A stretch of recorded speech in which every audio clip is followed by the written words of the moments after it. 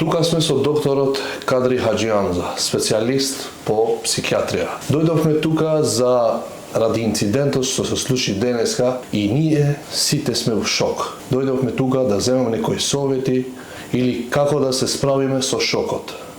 Докторе, ќе може некој совет за народот, што, како да се... Значи, тоа што се случи во Кочани е трагедија од национално, државно ниво. Сите сме погодени и сите сме потресени затоа што изгасна многу млади животи, отидоа луѓе. Меѓутоа, за среќа, има и преживеани. Мојата работа и работата на моите колеги е психолошката поддршка на луѓето кои беа директно засегнати, значи во моментов да ги наречеме повредени, на нивните семејства кои исто така беа директно засегнати од смртта и од повредите на своите блиски, но и на целиот народ на Македонија, кој верувам дека е потресен од оваа трагична случка.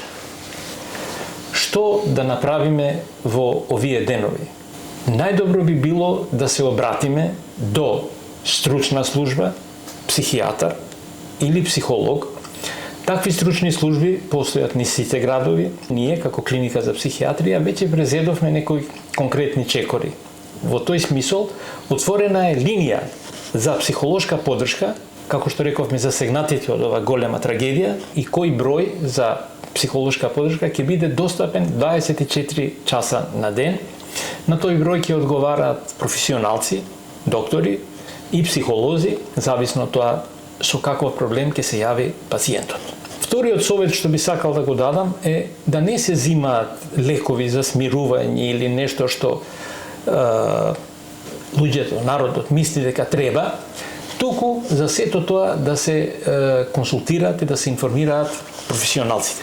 Моите колеги знаат дека кај 90% од луѓето кои се на директен или индиректен начин допрени од оваа трагедија, ќе се појави така наречен посттрауматски стрес.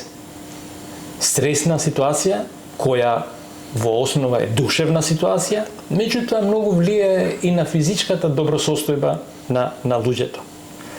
Затоа, мојот совет е обратете се до застрените професионалци и тие ќе знаат како да ви објаснат. Или директно видете се со нив, или, како што реков, со телефонот кој ви стои на располагање 24 сата на ден.